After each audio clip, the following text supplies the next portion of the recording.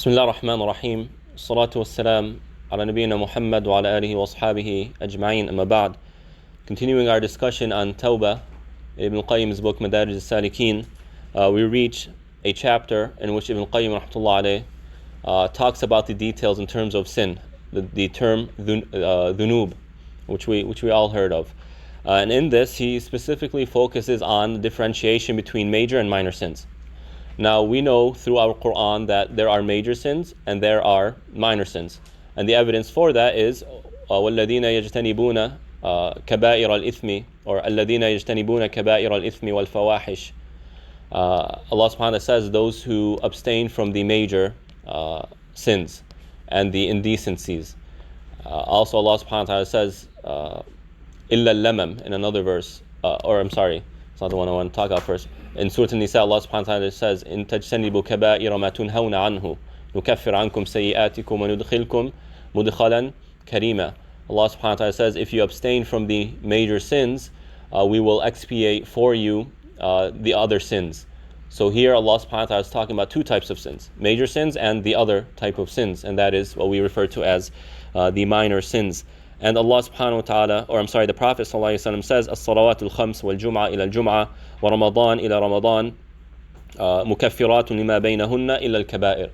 That the 5 daily prayers and one Jum'ah to another Jum'ah and one Ramadan to another Ramadan expiate sins except major ones, major sins. So you have differentiations in Quran and in Sunnah. Now, you also have some scholars who say, like al-Isfara'ini, a Hanbali theologian, who says that all sins are major sins.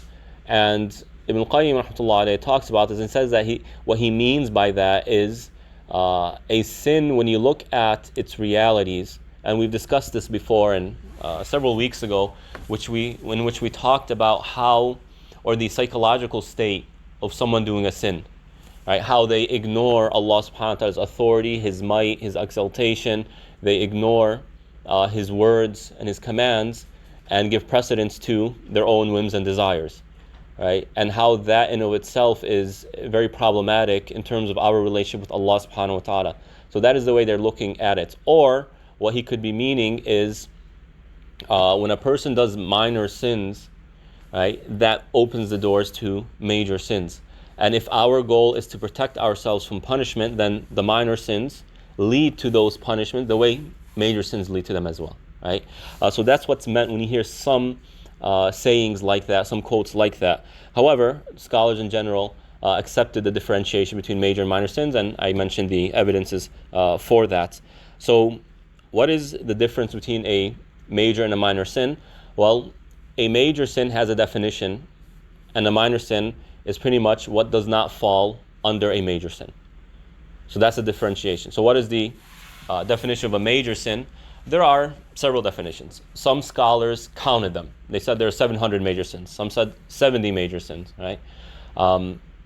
While others, like Ibn Abbas, and this is the opinion of the Shafi'is and the Hanbalis, is that the major sin is a sin that is that a punishment in this life or the next life is associated with it, such as a specific punishment like hellfire, or the anger of Allah subhanahu wa ta'ala, or the curse of Allah subhanahu wa ta'ala, or a legal punishment. So when you find the Quran or the Sunnah of the Prophet ﷺ ascribe such a punishment to the sin, we know then that it is a major sin. Some examples of that. Allah subhanahu wa ta'ala says, والذين لا يدعون مع الله إلها آخر ولا يقتلون النفس التي حرم الله إلا بالحق ولا يزنون ومن يفعل ذلك يلقى أثاما يضاعف له العذاب يوم القيامة ويخلد فيه مهانا.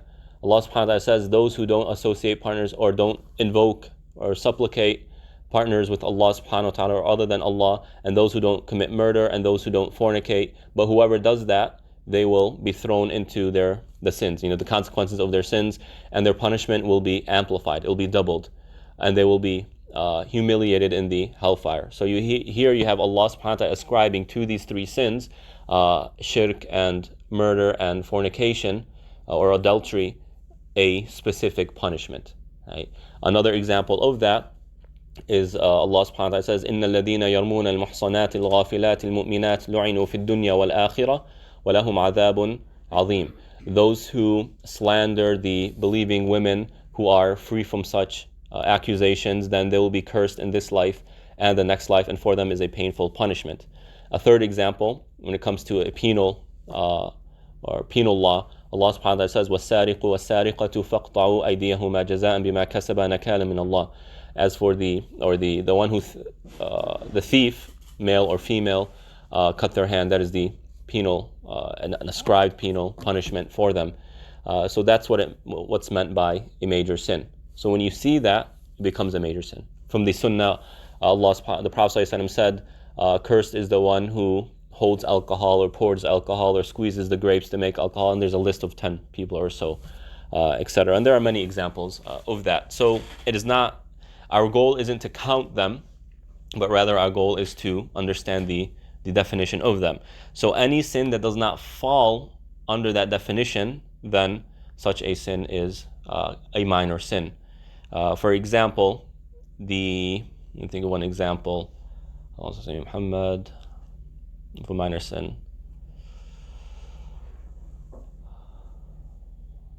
So many minor sins, and I can't think of one. Well, gossiping is actually a major sin, because there's a hadith in which says whoever does that, then they're affected in a certain way in the next life. I see you're happy about that, mashallah. Yeah, well, we should be, because it causes so many problems, right? So for example, let's say lying, for example, but lying has different levels. Let's say what we call, a simple lie, right? A lie that doesn't affect a person's rights or lead to harming someone else. That can be considered a minor sin. Why? Because there's no ascription to a punishment in that regard.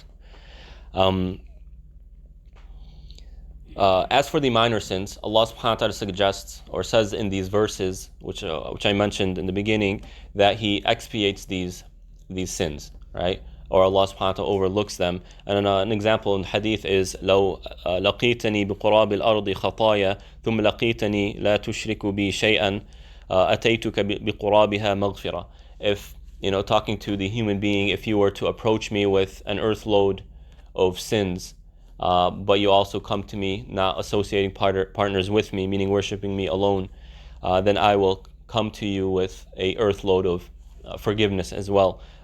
So when we combine these, or we understand this in light of the other verses and hadith which I mentioned, we know that this isn't referring to major sins. However, we need to understand something. We need to understand something important, that this type of forgiveness isn't guaranteed to anyone, but rather there are other elements that come into play that bring about this forgiveness, right? And one example of that is the hadith, what's called the hadith of the card, the bitaqa, in which the Prophet ﷺ describes a person on the Day of Judgment as coming to Allah subhanahu wa ta'ala, being judged, and he has 99 scrolls of sins. Each scroll, if you were to unfold it or to extend it, would be as far as the eye can see, 99 of them, and he has no good deed. But then Allah subhanahu wa ta'ala will tell this person, no, you have one good deed. So he is given a card. He doesn't know what's on that card. It's flipped over. So he looks at it. He looks at the scroll and says, Ya Allah, what is this going to do in light of all these sins? He says, no one will be dealt with unjustly today. If you have one good deed, then that will be taken into account. So he puts the card on the scale. So you can imagine literally a scale. And what are they called? One side is all the scrolls of sins, and the other one is the good deeds. So if you look at it, all the scrolls are here, and this is how it looks. When he puts the card down, it just falls like this, and it kind of, from how heavy the other side, this card was, it causes these scrolls to just kind of fall out and scatter everywhere. When he looks at what the card is, it says La ilaha illallah, the belief in Tawheed. Now, people can misunderstand this quite simply, like this and the previous hadith in which Allah subhanahu wa ta'ala says, I will come to you with a earth load of forgiveness. There needs to be an understanding here. And that is the power of Tawheed, and when that person gets that power. Our levels of Iman differ. For some people, Tawheed is kind of just there. They believe in it, right? They believe that Allah is the only one worthy of worship. It's kind of there. But their dedication to it, their love of it is weak, right? And therefore, Tawheed, even though it's in the heart, the rays and the light of Tawheed, the extent of it is limited, right? But for some people, the Tawheed is so dear to them. They are so humbled by it. Even if that person is a sinner, right? They just have this type of relationship to this word, to Allah subhanahu wa ta'ala, even though they fail to apply it. There's this love and humbleness to it. There's this feel of regret that I'm not giving this word its due right? And for some people, they are dedicated, they love this word, they're practicing, they're doing it all. The light of Tawheed in their heart is massive. And it is this light that burns these sins, right? So this individual, the scholars debated immensely how to understand this hadith, because it seems contradictory to the other sayings and whatnot, and as I'll get to in a moment. But the Tawheed of this person, right, his adornment of this Tawheed, his love of it, although he was a sinner and he did not live by Tawheed, his dedication to it, as Ibn Qayyim rahmatullah says, that it was strong enough to where it burned those other sins, right? Now other scholars will say, look, yes, we understand that that's there and we acknowledge the power of Tawheed. However, there's nothing in the hadith that suggests that he wasn't punished. It could be that he was punished, or that he will be punished, but that Tawheed was enough to allow him to be among the people of paradise sooner or later, right? So we don't want to become overly dependent on these hadith to where we understand it in a way that it's not meant to be understood.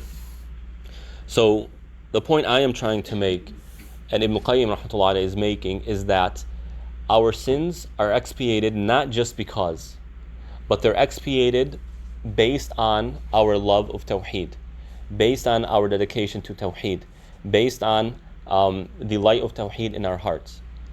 So this is what is going to burn the sins.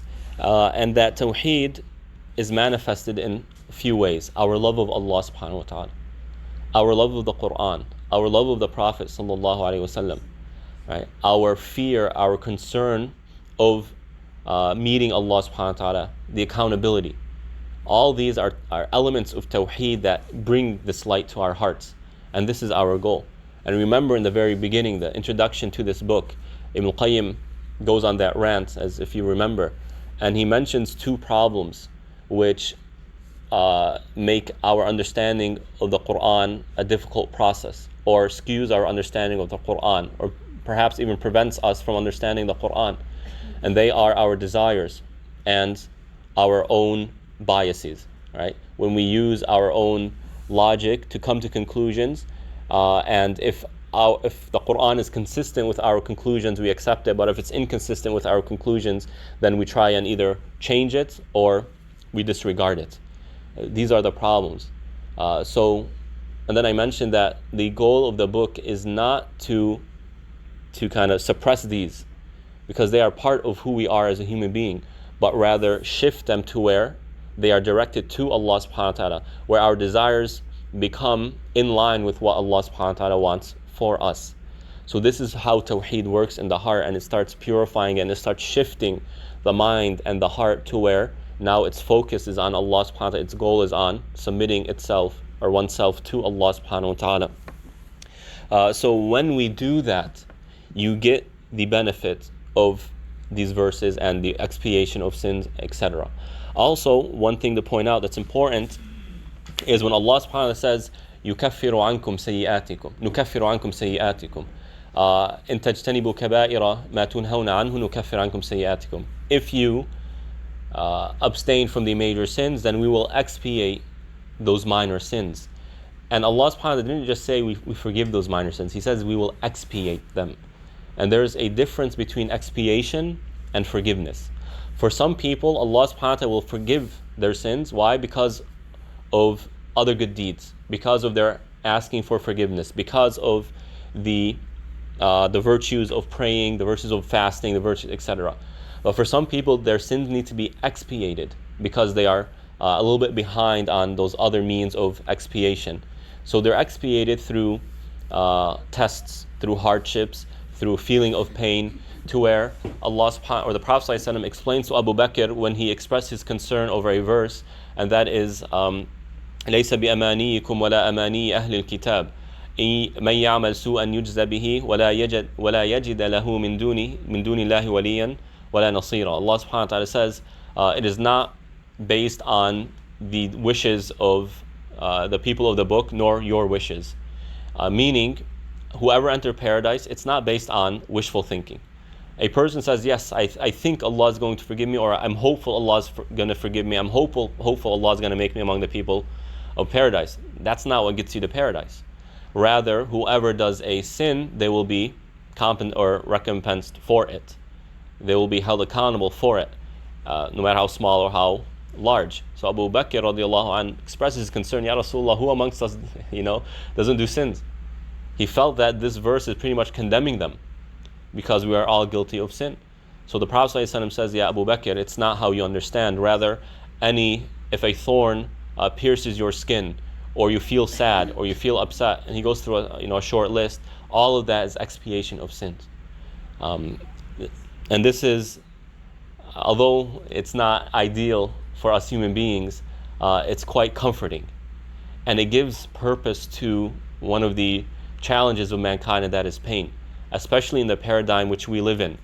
When you study humanism and secularism, which is the mode of life that we live in, whether we acknowledge it or not, anyone who's born and raised or lives in the Western context, they are affected by this, whether we recognize it or not. And there are some virtues to these ideologies, but there are a lot of problems that are inconsistent with our Islamic principles. But that's a whole different topic. But what I want to point out in that regard is that one of the goals of liberalism, humanism, secularism is alleviating human pain. Part of the liberation process, part of achieving happiness is removing pain. And that's why they're very focused on human rights, human dignity, etc. And there is good to that. But there are also some inconsistencies or gaps in that ideology. And that is, pain isn't always bad. Such a definition, the liberal definition or the secular definition of pain assumes that pain is automatically negative. But in the Islamic perspective, pain isn't necessarily negative. If you give meaning to pain, it's no longer negative. Rather, it's something that we can find counsel in. If I feel a little bit of pain, and I remember what the Prophet ﷺ taught us, or taught me, and that is, pain is expiating those sins. It's giving this meaning that Allah subhanahu wa ta'ala is concerned with me. It's also giving me a wake-up call, right? To always be on guard and be on task. That, okay, no one wants to feel pain, and therefore I should be upright and straightforward with Allah subhanahu wa ta'ala. I should make sure that I am consistent with His commands and I don't deviate or disobey. That is important. So there's a lot of meaning, a lot of benefit in pain itself. And here is one of them. Also, there's another very important point that's very beneficial for the heart that we can inshallah benefit from. Ibn Qayyim rahmatullahi alayhi points this out, and this is such a beautiful point and so important to us. He says that, a person can do a very minor sin, but that sin it also comes with arrogance, disregard, lack of care, negligence, that causes this minor sin to become a major sin. Not because of sin of itself, but rather those other characteristics that become associated to that sin. And the Prophet ﷺ gives us an example, a very important one, to keep us conscious and always on guard. He says that a person might tell someone a word, say something to them. The person who said it doesn't think twice about what they said. Nor does he think that what he said or she said is of any importance or has any implications. But that word will cause them to fall in the hellfire, a distance of 70 autumns. What does that mean? Meaning, someone, if they were to travel 70 years, how far can they go? For saying something they didn't think twice of. They completely disregard. Why? Because what they said was caused a lot of harm to someone else. Potentially that someone else is a friend of Allah subhanahu wa ta'ala, a wali of Allah subhanahu wa ta'ala, and they harm the wali of Allah subhanahu wa ta'ala, or they cause that person to deviate, or sometimes even apostate from the religion. It could happen. And that small sin became a very major one. Or the small sin, what did I do? Allah subhanahu wa ta'ala, why would He hold me accountable for that? I do this and I do that, and the arrogance, right? It makes it into a major sin. At the same time, someone can do a major sin, but along with that, or that major sin sparks in them a type of shyness, regret, fear, concern, a type of humbleness and submission to Allah subhanahu wa ta'ala, where it'll make that major sin a minor sin, or even completely overlooked by Allah subhanahu wa ta'ala. So the state of the heart is very indicative of the sin itself, and can change a minor sin and make it into a major one, and make a major sin into a minor one. So always be on guard and aware of the state of your heart when you do the sin. A person who does the sin and feels that regret, feels that burn. Why are they feeling that regret and burn? It is because of their love of Allah subhanahu wa ta'ala. It is because of their attachment to Allah. And it's that type of humbleness and love for Allah subhanahu wa ta'ala that takes that sin and makes it into a small one. It can even convert it into a good deed, subhanAllah.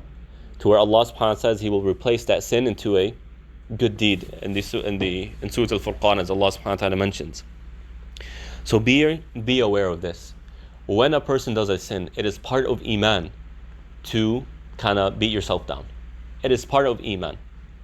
It is part of Iman to feel that shyness, to feel like, oh my God, how can I do that? Oh my God, what does Allah subhanahu wa ta'ala think of me? What is Allah subhanahu wa ta'ala? He can punish me for this. He can hold me accountable for this. That is part of Iman. And as much as we don't want to feel it, it is healthy for us.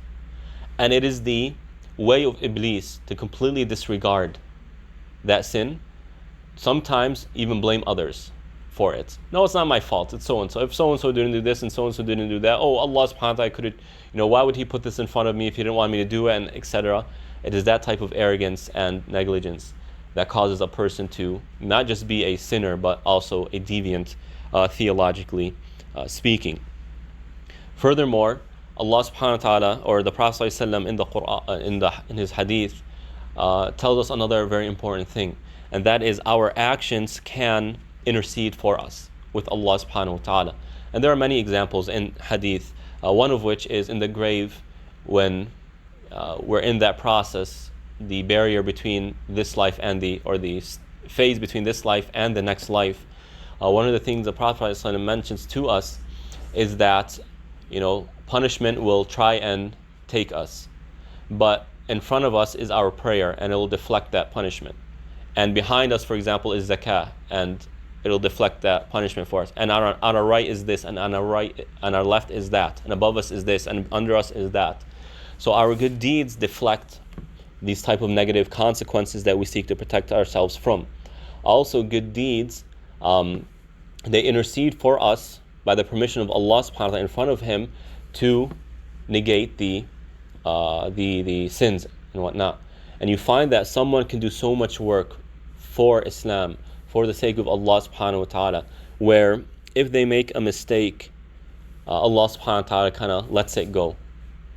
And we kind of practice this with one another, where someone has done you so many favors, has been so good to you, they mess up once, or they do something that that's disrespectful, but you say, so and so has done so much for me, I can't, it is improper for me to just, I have to let it go.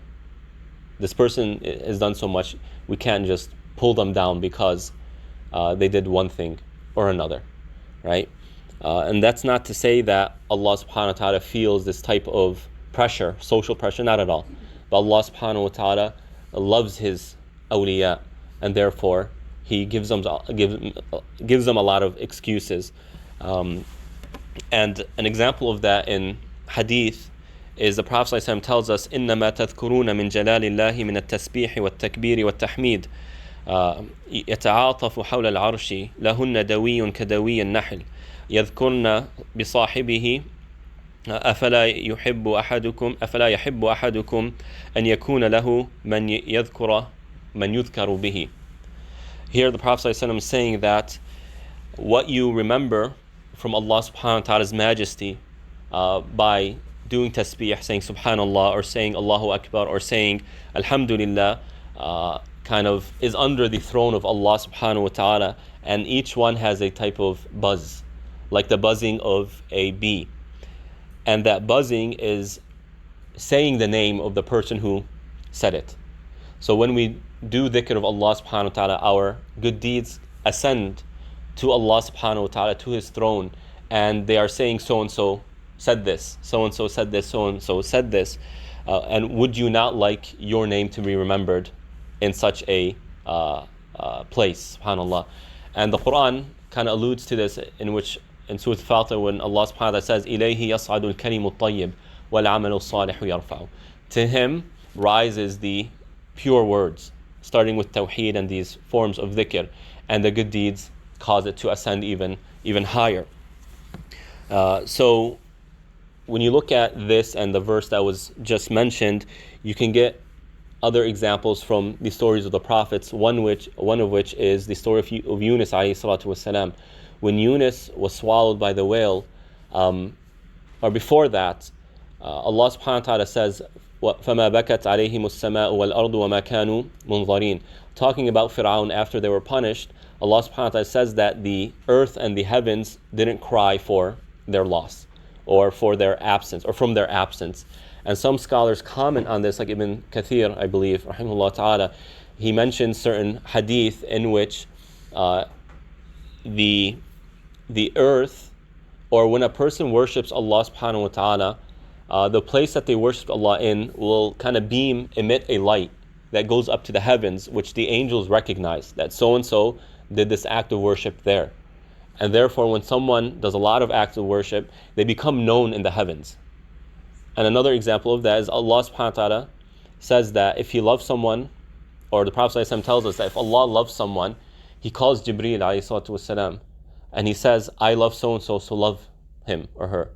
And then Jibreel will go announce that to the people of the heavens, and the people of heavens will start loving that person. And there's a trickle-down effect. It keeps going down to where it reaches the hearts of the people on this earth. Have you ever been by someone when you just felt that, subhanAllah, I love this person for the sake of Allah, right? And you don't know why? Well, it could be because of that trickle effect. That's a sign that Allah subhanahu wa ta'ala loves that person.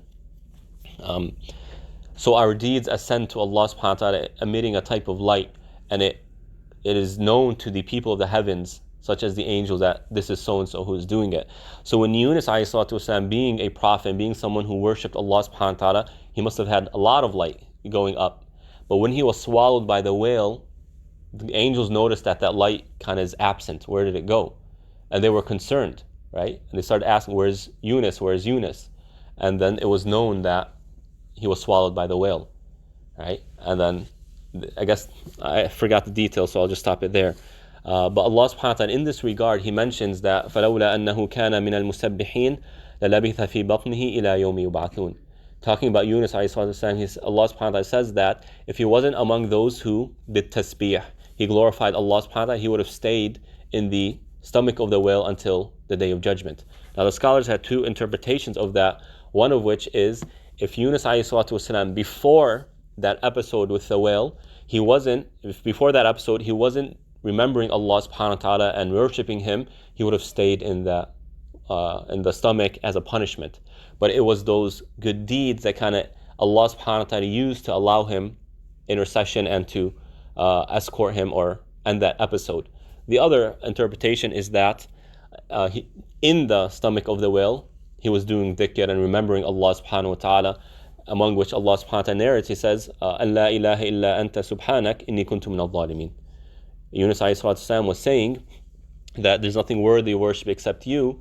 Indeed, I was among the wrongdoers. And the companions asked the Prophet sallallahu alaihi wasallam, is that for us too? Can we use that, to kind of ask for forgiveness with Allah subhanahu wa ta'ala and the Prophet ﷺ, yes, do you not read the verse after it, وَكَذَلِكَ نُنْجِي الْمُؤْمِنِينَ, and like that we save the believers. And on this interpretation, the previous one, the end result is the same, that our good deeds, Allah subhanahu wa ta'ala uses them to intercede for us so that we are forgiven of sin and any undesirable or negative consequences. And notice the dua of Yunus alayhi salatu wasalam is what? La ilaha illa ant. There's nothing worthy of worship except you. Why did he use that? The word of Tawheed. Because Yunus alayhi salatu wasalam, like all prophets, know this is the most beloved thing to Allah subhanahu wa ta'ala. This. If there is a way to best glorify Allah subhanahu wa ta'ala, to best express His majesty, to aggrandize Allah subhanahu wa ta'ala in the most effective manner, it is La ilaha illallah. Because that shows His uniqueness and His perfection. There's nothing worthy of worship except Allah subhanahu wa ta'ala. Why? Because He is Ar-Rahman, Ar-Rahim, Al-Malik, Al-Qudus. So when we say Subhanallah, we are saying that Allah, is above any and all imperfections, right? Why? Because He's La ilaha illallah. When we say Allahu Akbar, why? Because there's nothing worthy of worship except Him. When we say Alhamdulillah, why? Because there's nothing worthy of worship except Him. And this all ties into the point Ibn Qayyim rahmatullahi alayhi is saying about Tawheed and how it serves as an intercessor. Is that even a word? I don't know, right, if it's a word. Well, you know what I mean, right? We know what it means. Right. So therefore, Yunus ﷺ recognized that, and he was using it to get himself out of his situation. It is Tawheed that is most beloved to Allah, and it is Tawheed when its light expands in our hearts, it burns all these shortcomings and these sins. So this is a very important point that we need to not only recognize but live by. If a person is going through a hardship, right, the Prophet ﷺ teaches us what's called dua al-karb, the dua of a calamity, and that is La ilaha illallah, La ilaha illallah. Oh my God, I can't forget this. La ilaha illallah al-azim al-halim, La ilaha illallah rabbul arsh al-azim, La ilaha illallah rabbul samawati wa rabbul ard wa rabbul arsh al-kareem. This is the dua of the karb, of a calamity. When someone is going through a hardship, no matter how small or how large, the Prophet ﷺ teaches us to use this to seek help from Allah subhanahu wa ta'ala. And it's 3 sentences, and each sentence mentions what? La ilaha illallah. Why? Because this is a powerful word, and this is the most beloved word to Allah subhanahu wa ta'ala. Inshallah, I'll write it down for you, and then you can take a picture of it. So when a person has done good deeds and they have a history of good deeds, Allah subhanahu wa ta'ala, out of His love for the individual and out of appreciation, let me say, for what he or she has done, He overlooks these sins. Not to say that they're not responsible, but He lets go more so. And at the same time, if this friend of Allah, if this wali of Allah subhanahu wa ta'ala messes up big, they get it big as well. And the Quran mentions that in a few verses, one of which Allah subhanahu wa ta'ala says,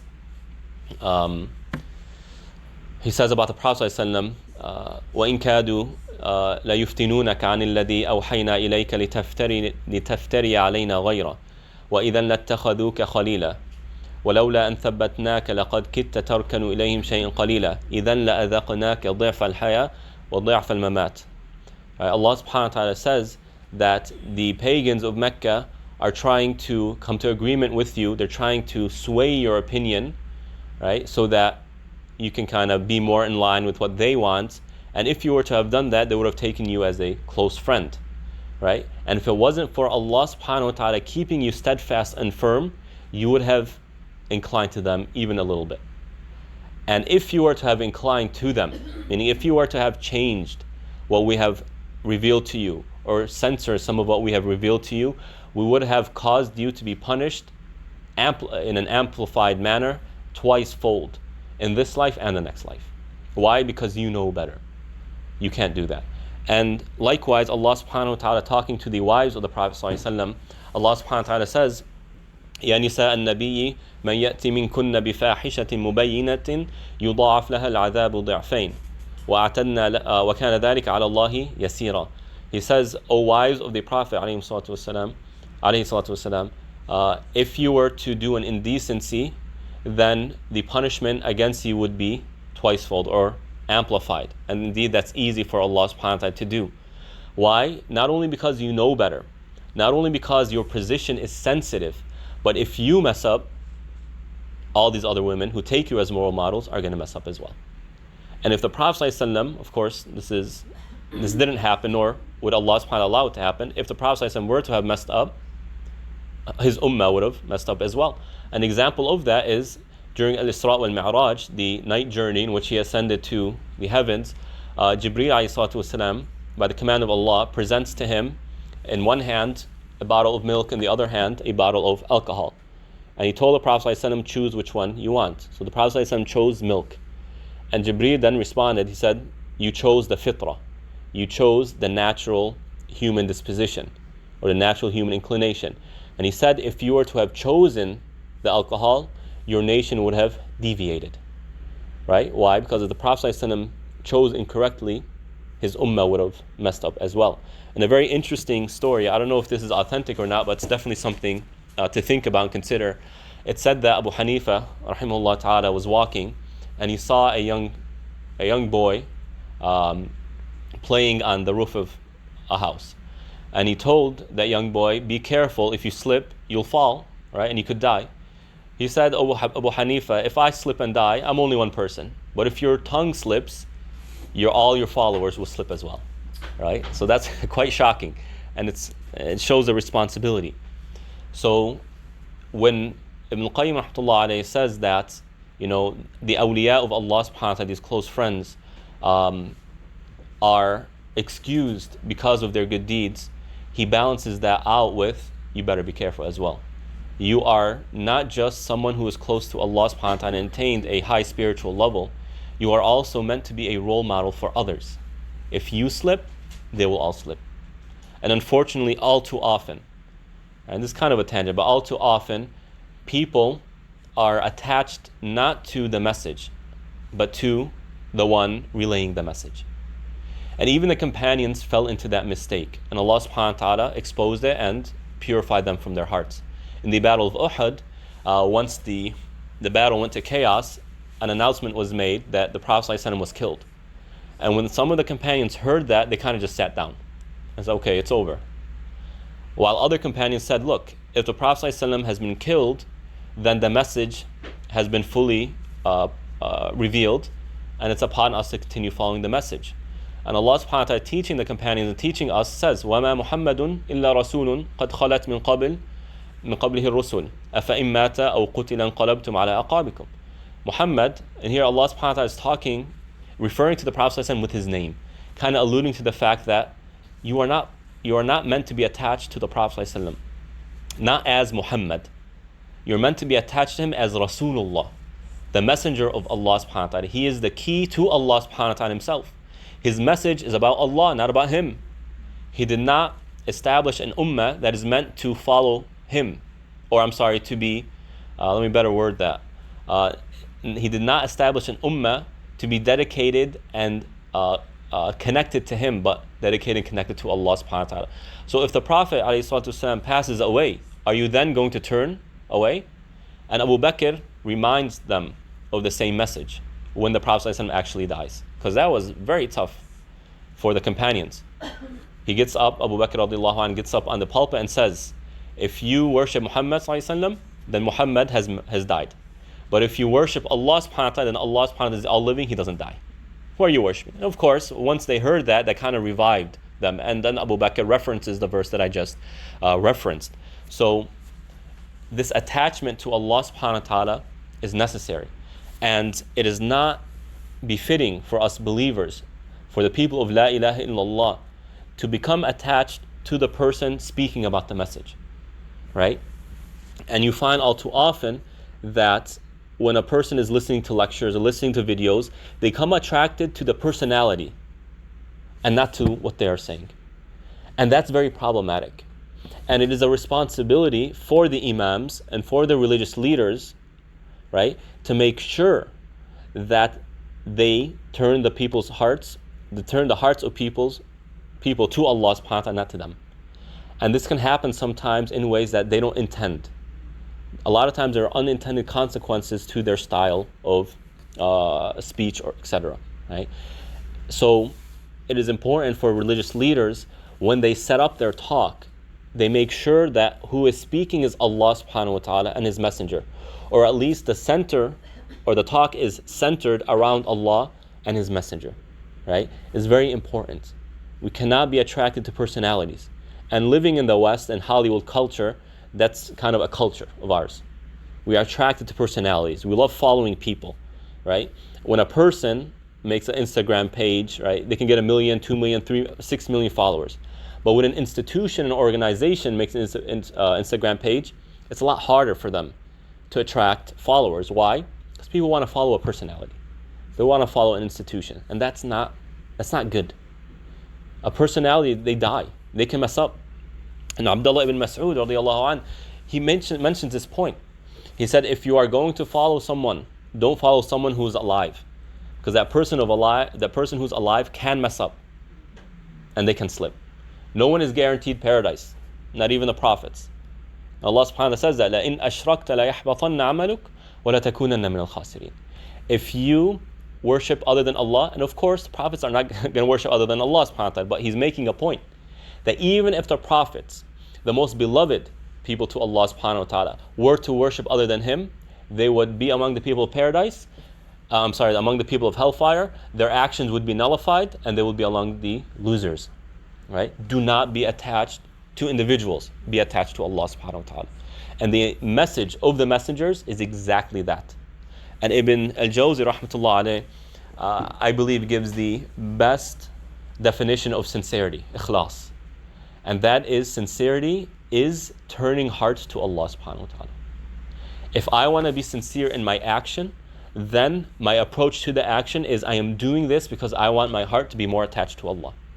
If someone is transmitting knowledge or teaching about Islam, whether it be an imam or a religious scholar teaching Muslims or educating Muslims, or if it's someone talking to an interfaith panel or a group of non-Muslims, or even if it's a parent talking to their children, the framework through which we approach this discourse is the following.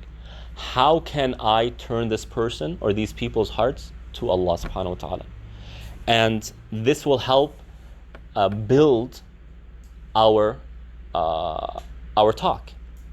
My goal, I want people through my talk to become closer to Allah subhanahu wa ta'ala. Right? That's the goal. That is sincerity. So the next time you talk to your spouse or to your children, to your grandchildren, talk to them with this goal. I hope, and make dua, say, oh Allah, help me turn their hearts to you. Right? It's not about me. It's not about so-and-so. It's about Allah subhanahu wa ta'ala. That is the message of the messengers alayhim salatu wassalam. And we will stop there inshallah, because after that we go into another topic bidhnillahi ta'ala, and I ask Allah subhanahu wa ta'ala to make what was said something of benefit, and I hope that benefit is that our hearts become a little bit more attached to Him, a little bit more focused on Allah subhanahu wa ta'ala, a little bit more centered around Him. And we ask Allah subhanahu wa ta'ala to accept that from us. Jazakumullah khair. Wa sallallahu ala nabiyyina Muhammad wa ala alihi wa ashabihi ajma'in.